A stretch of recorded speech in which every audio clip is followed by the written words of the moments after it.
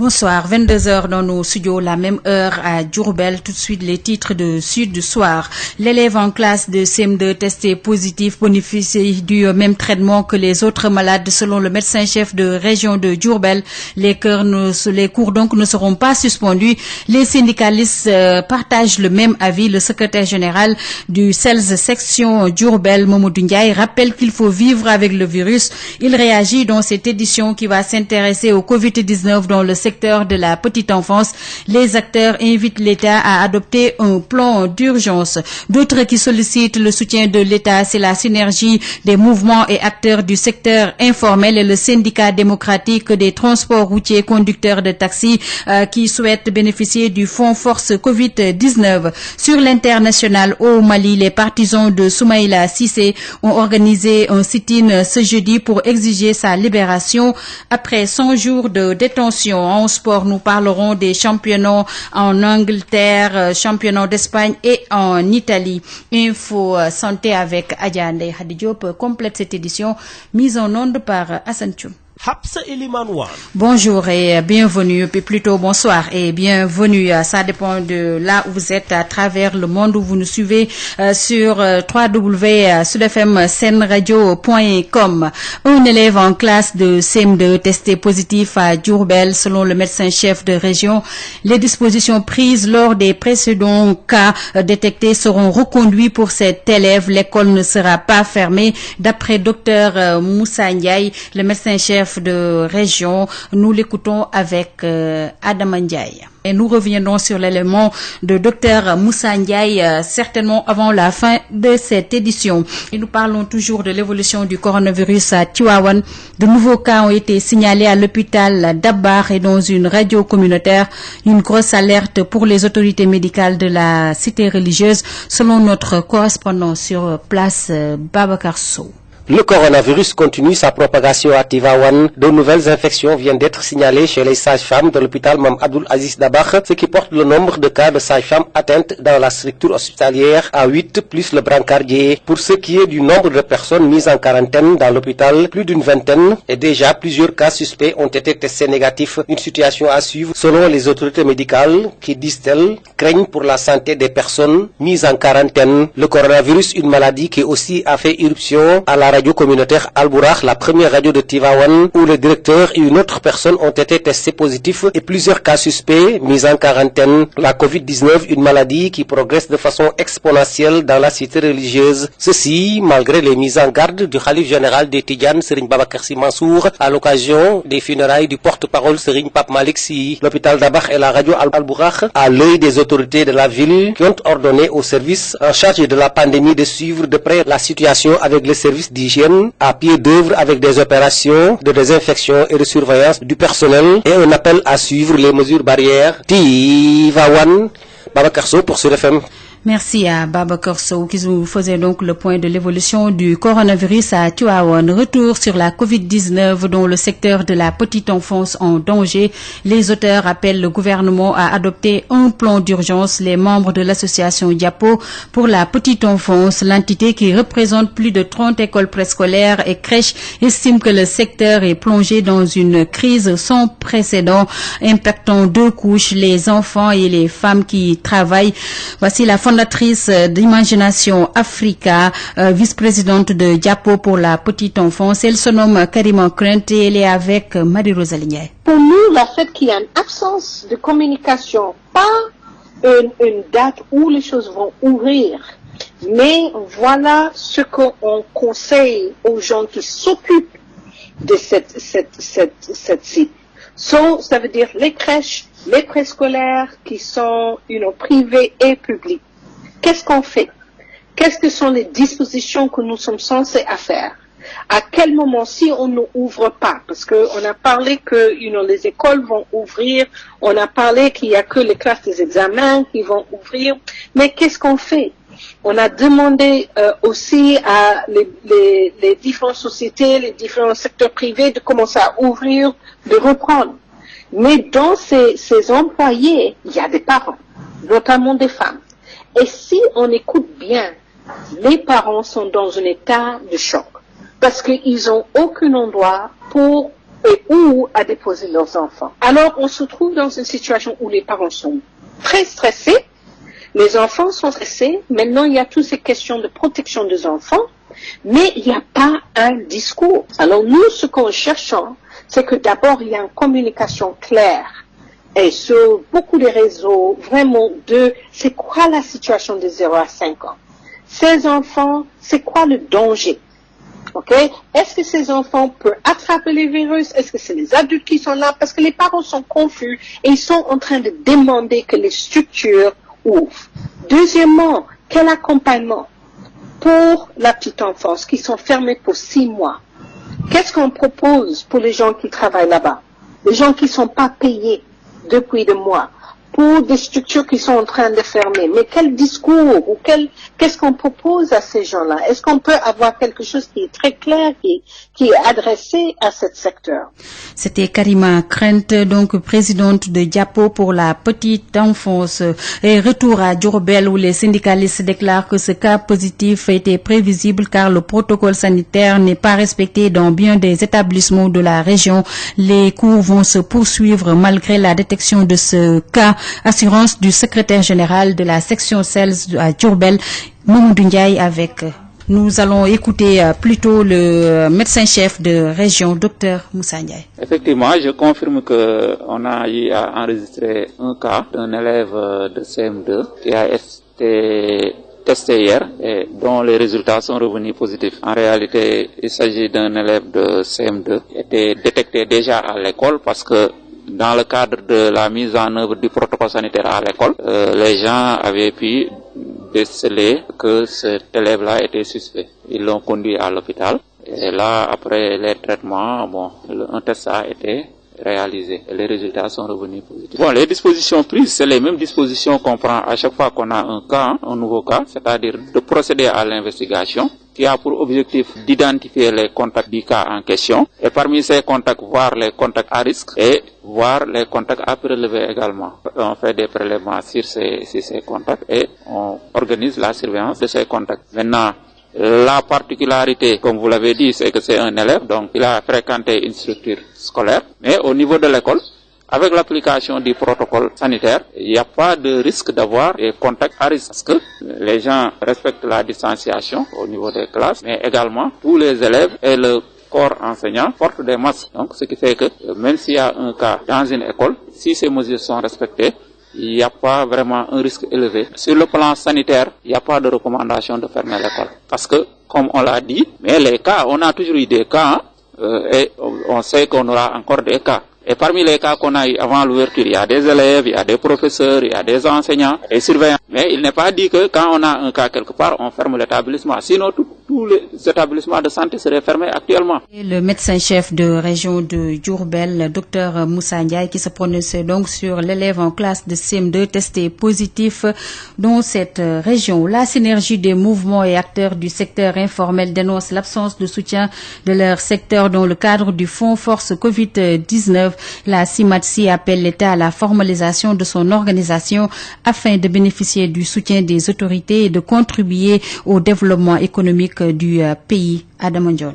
Laissé en rade dans le cadre du soutien aux impactés de la Covid-19, la synergie des mouvements et acteurs du secteur informel, CIMATSI, qui regroupe plus de 2000 membres, continue de réclamer sa part du fonds Force Covid-19. La synergie étale ainsi ses difficultés. Adam Sow et son secrétaire général. Compte tenu de la situation du Covid-19, nous avons été les premiers impactés de cette situation. Mais malheureusement, l'État ne nous a pas pris en compte dans le plan de résilience économique mis en place par le chef de l'État. Parce que depuis la période du Covid-19, les mairies ont profité de cette situation pour nous déguerpir. Toutes les zones, il y a de fortes concentrations de marchands ambulants. Nous sommes tous déguerpis dans ces zones-là. Et jusqu'à présent, nous ne sommes pas encore revenus. Nous vivons au jour le jour. Si nous parvenons à rester une journée sans travailler, ça veut dire que cette journée-là, nous aurons du mal à vivre correctement. Encore, le problème du transport, parce que la plupart d'entre nous vivent dans la banlieue. Pour venir avec la réduction du nombre de passagers dans les transports publics, nous payons pratiquement le double habituellement et nous avons de réelles difficultés pour payer aussi la location, parce que tout le monde sait que nous n'habitons pas à Dakar. Et malheureusement, nous n'avons pas été pris en compte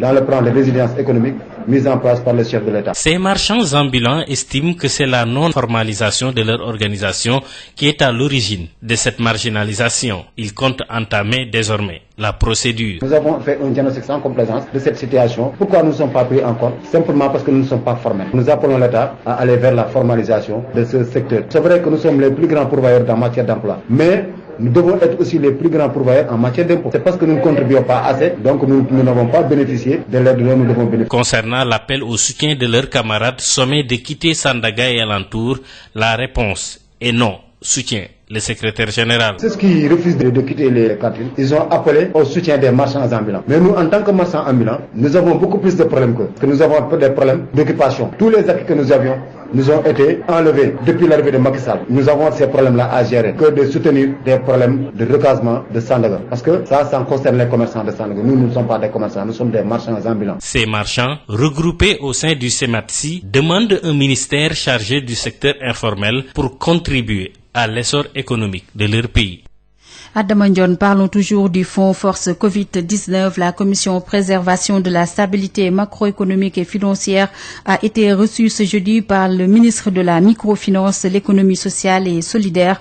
Sur les 500 millions de francs CFA reçus du fonds, le ministère est à un taux d'exécution de financement de 85%. Denisia Sambou. En plus des 500 millions de francs CFA reçus du fonds Force Covid-19 destiné au système financier décentralisé, isolé et aux acteurs de l'économie sociale et solidaire, le ministère a encore déboursé 300 millions de francs CFA de son budget 2020 du fonds d'appui à l'économie sociale et solidaire. Zahra Iyane Thiam, ministre de l'économie solidaire, fait le bilan d'étape de ce programme. Nous sommes à un taux d'exécution d'un peu plus de 85% par rapport au programme d'appui sectoriel. Nous avons fait 11 régions. Nous avons, sur les 11 régions, à peu près financé à hauteur de plus de 700 millions aujourd'hui. Et donc, les paiements se déroulent très bien par rapport aux porteurs de bons de subvention grâce à la Poste. Et donc, nous estimons que le programme se déroule correctement. 11 régions parcourues, 19 systèmes financiers décentralisés déjà financés. La Commission de préservation de la stabilité macroéconomique et financière du comité de suivi de la mise en œuvre aux forces Covid-19 se dit satisfait de la démarche. Bokarsi, président de la commission de la stabilité macroéconomique du comité de suivi de forces Covid-19. L'objectif de notre commission, c'est de voir déjà comment les acteurs qui relèvent du ministère de l'économie sociale et solidaire ont réagi, mais aussi pour préparer avec eux la relance. Nous avons noté avec satisfaction une bonne prise en charge des acteurs qui ont été déjà clairement identifiés. Madame le ministre est remontée au salon qu'elle avait organisé, qui lui a permis de recenser ses membres, qui a permis d'avoir déjà une idée des destinataires. L'objectif également, c'était de renflouer les SFD pour qu'elles puissent prêter aux acteurs du secteur. Nous avons salué également la décision que Madame le ministre a prise de prendre à côté des fonds qui lui ont levé des ressources budgétaires pour avoir une enveloppe de 800 millions. Même si ça n'entre pas dans notre contrôle, il fallait qu'on le salue, parce que ça signifie qu'elle a anticipé un peu les besoins de son secteur. Nous repartons avec des engagements de suivre ce qui va se faire, mais surtout d'aider dans la réflexion pour que les autorités accordent davantage de moyens à ce département. Diourbel, Louga et Saint-Louis, les régions qui seront bientôt servies, a annoncé le ministre de l'économie sociale et solidaire. Diamniadio, Denisia Sambou pour Sud FM. Merci à Denisia Sambou. Le syndicat démocratique des transports routiers conducteurs de taxi du Sénégal déplore le fait que leur nombre soit traqué à longueur de journée relativement au nombre de places. S'y ajoutent également les problèmes liés à la visite technique. Ils comptent organiser une marche le 22 juillet prochain si rien n'est fait. Nous écoutons à ce propos le secrétaire général Ibrahim Gueye avec Birama Ndiaye. Malgré la pandémie, malgré les difficultés, les chauffeurs de taxi se sont acquittés de leur droit de stationnement. À aucun moment, il a été permis aux chauffeurs de taxi de ne pas payer de droit de stationnement. Chaque fois qu'ils n'ont pas payé de droit de stationnement, évidemment, ils ont été arrêtés par les forces de l'ordre. On a aussi connu cette difficulté des visites techniques, parce que les services qui s'occupent de ces visites techniques, ces services-là n'ont pas fonctionné durant la pandémie. Après la pandémie, immédiatement, les chauffeurs de taxi ont commencé à connaître des difficultés avec certains policiers qui n'ont pas voulu se conformer à la note de dérogation qui a été produite par le directeur de la sécurité publique. puisque toutes les voitures ne peuvent pas en une seule fois et en même temps accéder au service des visites techniques, nous avions demandé donc qu'une dérogation soit accordée pour permettre que à quelques jours que les taxis puissent continuer à circuler le temps de pouvoir avoir le... Mais nous constatons qu'il y a encore des difficultés parce qu'il y a des policiers qui ne se conforment pas un peu à cette note. Nous souhaiterions que cela soit fait. Maintenant, nous avons posé des revendications. Nous avons rencontré les autorités. Nous souhaitons que les revendications que nous avons posées au moins puissent connaître un début de réponse pour que les chauffeurs de taxi puissent sentir leur implication dans la prise en charge des revendications qui sont posées. Dans le cas échéant, évidemment, nous, en tant que chauffeurs de taxi, nous prendrons les dispositions pour nous faire entendre et ce sera au plus tard le 22 juillet en cours. Donc, le 22 juillet, si nous ne nous sommes pas fait entendre, nous organiserons une marche. L'autre élément qui nous semble extrêmement important, c'est que, compte tenu du nombre de taxis, nous souhaiterions aussi que le président de la République revoie à la hausse le montant qui est affecté au taxement. C'était donc Ibrahim Gueye, le secrétaire général du syndicat démocratique des transports routiers, conducteurs de taxi au Sénégal. Après la levée des restrictions dans le milieu du transport, le ministre des Infrastructures, des Transports terrestres et du Désenclavement invite les usagers à la responsabilité, au respect des décisions prises, surtout en ce contexte de Covid-19. Maître Oumar Youm avec Josette Kali. Au niveau du secteur des transports, ce qu'on peut dire, c'est d'abord saluer les mesures qui ont été prises, qui nous permettent de revenir à la normale, tout en restant responsable, parce que le virus est encore là, il est intense, et c'est de la responsabilité de chacun de savoir que nous devons reprendre les activités, reprendre le dynamisme économique du Sénégal, mais tout en restant vigilants. Au niveau des transports, je pense que les mesures qui ont été déjà prises sont des mesures qui permettent d'exploiter les services de transport en respectant les normes de sécurité, le protocole sanitaire, les mesures de distanciation physique, notamment sur le transport urbain. La mesure qui est arrêtée, c'est simplement de respecter le nombre de places assises dans les véhicules de transport urbain. Pour le transport interurbain, il n'y a pas de problème, les mesures restent entières. Nous appelons à la responsabilité les exploitants, les opérateurs de transport public. Nous appelons également à la responsabilité les usagers. Le port du masque reste obligatoire dans les moyens de transport. Donc je pense que les mesures qui ont été prises sont des mesures suffisantes pour nous permettre de limiter la propagation du virus. Et le ministre, maître Oumar Youm, il s'est prononcé à l'occasion de l'ouverture à la circulation de l'autopont Saint-Lazare à la suite de celui de la cité Keur Gorgui. C'était en présence de Josette Kali. Les embouteillages monstres auxquels étaient fréquemment confrontés les automobilistes sur cet axe vont désormais connaître un petit apaisement. En effet, l'ouverture de l'autopont Saint-Lazare vise à améliorer la fluidité du trafic sur ce tronçon et ce depuis la cité Keur Gorgui. Oumar Youm, ministre des Infrastructures, des Transports terrestres et du Désenclavement. Un ouvrage extrêmement moderne de circulation pour permettre, au-delà de l'amélioration de la mobilité, nous souhaitons une mobilité durable à Dakar, permettre vraiment de faciliter l'écoulement de ce grand trafic sur cet axe de la VDN, mais également permettre de gagner des temps, des gains de déplacement. L'ouverture de cette infrastructure n'est que le démarrage parmi les 18 du projet, dont 13 sont prévus dans différentes localités de la capitale et 5 dans les régions. Il y a déjà le pont au niveau de Carrefour de Yoff. En principe, nous allons procéder à la réception vers décembre. Nous avons le pont de Lobat Fall pour lequel la mise en place est en train de se faire. Nous aurons également le pont au niveau du Carrefour de Keur Massar. 3 ponts d'ailleurs qui sont prévus sur Bourguiba, mais aussi sur les allées Papa Gueye Fall, Khariala, etc. Donc ces ponts-là, compte tenu de la configuration de Dakar, on les fera en tenant compte bien sûr de nos contraintes parce que nous sommes en agglomération pour éviter justement de créer des bouchons partout à Dakar. Et selon Cheikh Tidiane Thiam, ingénieur-chef de la division ouvrage Ageroute, cet ouvrage sera bénéfique aux populations grâce aux différents projets d'aménagement du paysage qui y verront le jour incessamment. Quand vous voyez la VDN, on a la chance d'avoir des espaces qui sont vides. Maintenant, ces espaces, on va essayer de mettre des espaces verts sur 45 000 m² qui vont être traités pour au moins améliorer tout ce qui est espace vert au niveau de Dakar. Parce que de mémoire sur Dakar, à part le parc Anne, on n'a pas assez d'espace vert. Aujourd'hui, on a mis l'ouvrage. Donc il y a une aire sportive avec des équipements qui sera aménagée et qui sera accessible au public de manière gratuite. Donc il y a des aires et des parcs de stationnement qui vont être créés. Après l'ouverture de l'autopont de la cité Keur Gorgui en avril dernier, celui de Saint-Lazare est aussi maintenant fonctionnel. Des autoponts de 2 fois 2 voies et qui font 400 mètres par ouvrage. Merci à Josette Kali. Depuis l'annonce de la levée du couvre-feu et de l'état d'urgence au Sénégal pour la relance de l'économie, les cas d'agression ont explosé dans plusieurs quartiers de Dakar. C'est le cas à Grand-Yoff. À bord de scooters, un groupe fortement armé de couteaux et de coupe-coupe ou tout autre type d'armes.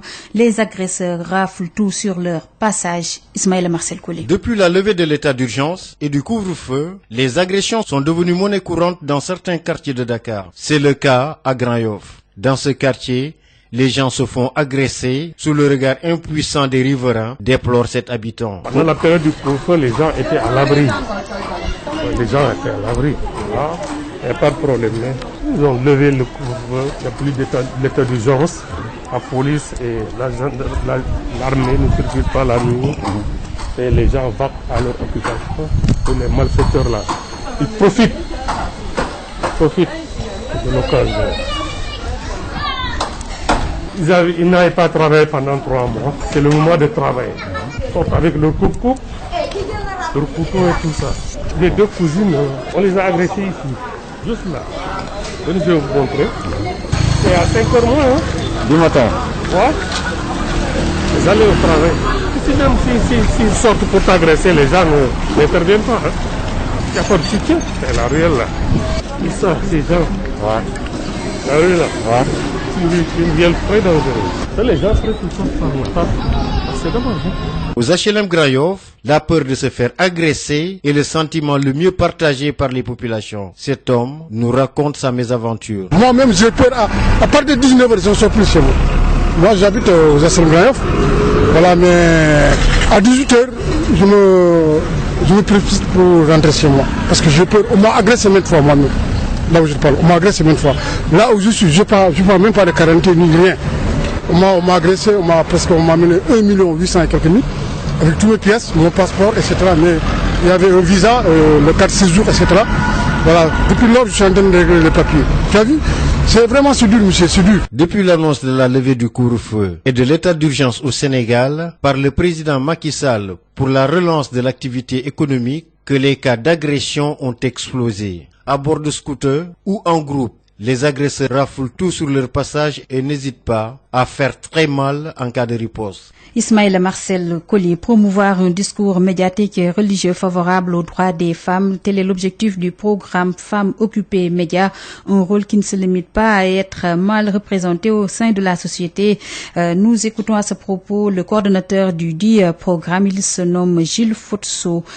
Il est avec Aïssatou Gueiba. Cet atelier a pour objectif de promouvoir un discours médiatique des religieux favorable aux femmes et aux droits des femmes.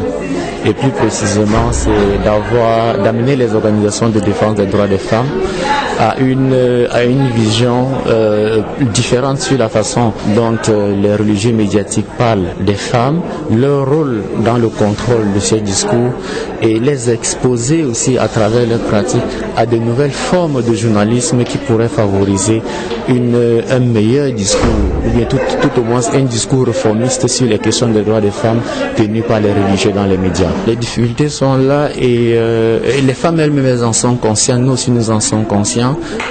Chaque fois qu'il faut évoquer les questions des droits humains et notamment des droits des femmes sur la sphère religieuse, il y a des difficultés à mobiliser l'opinion parce que très souvent les femmes, certaines, pas toutes d'ailleurs, se contentent de la position sociale qui leur est donnée dans cette position classique et traditionnelle, et d'autres organisations de femmes luttent pour sortir ces femmes de genre de dire, de cet obscurantisme-là qui ne favorise pas toujours le développement économique et social. Pour ce qui est des femmes présentes ici et des femmes en général, c'est de considérer que un discours sur les droits en général doit être un discours sur la personne, et si un discours est focalisé seulement sur les devoirs de la personne et occulte les droits de la personne, c'est un discours déséquilibré. Elles doivent être en mesure d'interroger les autorités portée de ce discours dans les deux sens. Elles doivent être présentes, elles doivent être visibles et audibles dans les médias pour s'exprimer sur les questions essentielles qui sont les leurs. Sud International. 100 jours après l'enlèvement de Soumaïla Cissé, un sit-in a été organisé ce jeudi à l'esplanade de la Bourse du Travail de Bamako. C'est à l'appel de son parti, l'Union pour la République et la démocratie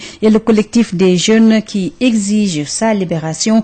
Correspondance depuis Bamako, Sori Ibrahim Meiga.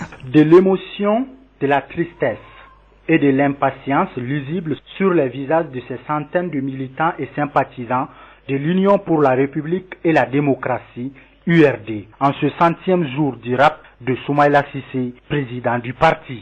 Son épouse, Astan Traoré, raconte sur un ton de désolation ces derniers moments passés avec son mari. Depuis le 25 mars 2020 que Soumaïla est parti, il m'a dit « Astan, prépare le dîner, je viens manger avec toi le soir. » Et mon dîner est resté, Soumaïla n'est pas venu manger. Donc depuis ce soir, je l'ai attendu à Niafunké. J'ai attendu 3 semaines en espérant qu'il allait venir. Parce qu'en partant, il me dit, tu m'accompagnes, on revient ensemble. Et malheureusement, c'est la première fois que je vais en campagne avec lui et je reviens toute seule. Ces jours d'absence de l'élu député de Niafunké sont vécus avec peine, même pour la jeunesse de son organisation politique. Abdrahman Diarra, président de la jeunesse de l'URD. Nous sommes au 100e jour de captivité et de détention injuste de notre président, l'honorable Soumaïla Cissé. Et oui, 100 jours difficiles pour nous tous et certainement très durs pour notre président, honorable Soumaïla Cissé. Libérer Soumaïla Cissé. Soumaïla Cissé, prisonnier politique. Bientôt c'est quand sont quelques slogans écrits sur les pancartes. Pour la libération du chef de file de l'opposition malienne, le président du collectif des jeunes, créé pour sa libération, lance un cri de cœur au président de la République, Mokhtar Sy. Monsieur le président de la République, avec tout le respect que je vous dois, bientôt c'est quand? Nous avons besoin de savoir. Nous sommes tristes, nous sommes malheureux, nous sommes dans la douleur, nous sommes dans une tristesse infinie. Donc, nous avons besoin de savoir. Les jeunes du Mali ont besoin de savoir. Les femmes du Mali ont besoin de savoir. Donc, faites en sorte que le président Soumaïla Cissé retrouve sa liberté dans les meilleurs délais. Signalons également que des personnalités de toutes les couleurs ont pris part à ce rassemblement, en plus de celles des partis de l'opposition. Il s'agit de la majorité et du centre qui ont témoigné de leur solidarité pour la libération de l'honorable Soumaïla Cissé. Sori Ibrahim Meiga, Bamako, pour Sud FM. Nous quittons Bamako pour nous rendre en France où Emmanuel Macron, le président français, a dévoilé les grandes lignes de la fin de son quinquennat. Dans un entretien accordé aujourd'hui à la presse régionale, Emmanuel Macron a détaillé ses priorités pour la reconstruction économique, sociale et environnementale du pays, tout en annonçant une rentrée très dure. Nous restons en France où le Parlement donne son feu vert à la sortie organisée de l'état d'urgence sanitaire. Le Parlement a donc adopté ce soir par un ultime vote le projet de loi organisant la sortie de l'état d'urgence sanitaire le 11 juillet avec de possibles restrictions jusqu'à l'automne. Et nous terminons toujours par le Pérou plutôt et nous parlons toujours de la Covid-19. Le Pérou passe le cap des 10 000 morts. Le cap des 10 000 morts des suites de Covid-19, annonce du ministère de la Santé la semaine même où il entamait un déconfinement progressif de certaines régions dont la capitale Lima. Le nombre de décès des suites de Covid-19 était de 10 045, soit une hausse de 185 morts en 24 heures, tandis que les cas de contamination ont grimpé à 292 004, soit 3 527 nouveaux cas, selon le dernier bilan quotidien du ministère. Il est 22h31 dans nos studios. Nous recevons Adja Ndeye Khady Diop. Plutôt, nous allons parler de sport avant Ndeye Khady Diop avec le championnat d'Espagne, 33e journée. Le Real de Madrid mène 1-0 face à Getafe. L'unique but de la rencontre a été marqué par Sergio Ramos à la 79e minute. Le Real est leader avec 71 points, suivi du FC Barcelone, 70 points, et Atlético Madrid de 3e avec 59 points. Après l'Espagne, nous nous intéressons au championnat en Angleterre. Le nouveau champion d'Angleterre, Liverpool, a lourdement chuté pour son match post-couronnement ce jeudi face à son prédécesseur Manchester City, 4-0. Mais Liverpool reste en tête avec 86 points de Manchester City, deuxième avec 66. Et nous terminons en Italie. Le résultat de la 29e journée de ce jeudi, Udinese bat AS Rome sur le score de 2-0. Le classement s'établit comme suit: Juventus Turin, leader avec 72 points, suivi de Lazio de Rome, deuxième avec 68 points, et enfin Inter de Milan, troisième avec 64 points. Merci à Adam Ndion pour la réalisation de cette page sportive. Voilà, nous recevons Adja Ndeye Khady Diop pour Info Santé. Votre journal de la santé. Bonjour à tous et bienvenue. Lutte contre la Covid-19, Pencum Sine Saloum, initiative pour le développement qui regroupe des cadres en activité. Autorités administratives et natifs du Sine Saloum ont remis des produits détergents et des masques aux régions de Kaolack, Kaffrine et Fatick. La valeur est estimée à plus de 4 millions de francs CFA. Mbagnick Ndiaye, ancien gouverneur de Saint-Louis et Ziguinchor, président de Pencum Sine Saloum avec Mamadou Kamara. Nous avons choisi de faire confectionner les masques par la chambre des métiers locale à Fatick, à Kaolack comme à Kaffrine. C'est un temps soit peu un moyen d'aider les artisans à trouver quelques subsides. Nous avons préféré décentraliser tout par souci d'équité territoriale, c'est-à-dire faire de sorte que l'inclusivité aidant que tous les acteurs à travers le pays participent au partage des bénéfices. Les gouverneurs de Fatick, Kaolack et Kaffrine saluent l'initiative. Sidi Sarr Dieye, gouverneur adjoint chargé des affaires administratives à Kaolack avec Mamadou Kamara. Nous avons l'honneur de recevoir une délégation de l'association Pencum Saloum venue apporter sa contribution dans le cadre de la lutte contre la pandémie de la Covid-19. Je considère tout simplement que la lutte ne fait que commencer avec notamment l'assouplissement des mesures qui ont été édictées dans le cadre de cette lutte. Les ressortissants de la région de Kaolack comprennent quand même l'initiative qui a été amorcée depuis le niveau central pour venir à bout de cette pandémie. Cet apport considérable sera destiné aux populations et va contribuer de manière conséquente à la lutte contre la pandémie. Info Santé, c'est fini. Merci à tous. 22h35 dans nos studios, c'est la fin de Sud Nuit. Avant de nous quitter, le rappel des titres. L'élève en classe de CM2 testé positif bénéficie du même traitement que les autres malades. Selon le médecin-chef de région de Diourbel, les cours ne seront pas suspendus et l'école ne sera pas fermée. Les syndicalistes partagent le même avis. Le secrétaire général du CELS, section Diourbel, Mamadou Ndiaye, rappelle qu'il faut vivre avec le virus. Il a réagi dans cette édition qui s'est intéressée à la Covid-19 dans le secteur de la petite enfance. Les acteurs invitent l'État à adopter un plan d'urgence. D'autres qui sollicitent le soutien de l'État, c'est la synergie des mouvements et acteurs du secteur informel et le syndicat démocratique des transports routiers conducteurs de taxis qui souhaitent bénéficier davantage du fonds Force Covid-19. Sur l'international au Mali, les partisans de Soumaïla Cissé ont organisé un sit-in ce jeudi pour exiger sa libération après 100 jours de détention. En sport, nous nous sommes rendus en Angleterre, Italie et enfin en Europe pour la page sportive. Info Santé de Adja Ndeye Khady Diop a complété cette édition mise en onde par Hassan Thioune. Merci à lui. Merci également à vous, chères auditrices et auditeurs de Sen Radio. Comme tous les jeudis soirs, vous avez rendez-vous tout à l'heure avec Oustaz Alioune Sall et Serigne Mbacké Silla pour Al Bidaya. Auparavant, vous avez droit à la rediffusion de Sud Nutrition. Très bonne suite de programme et très bonne soirée.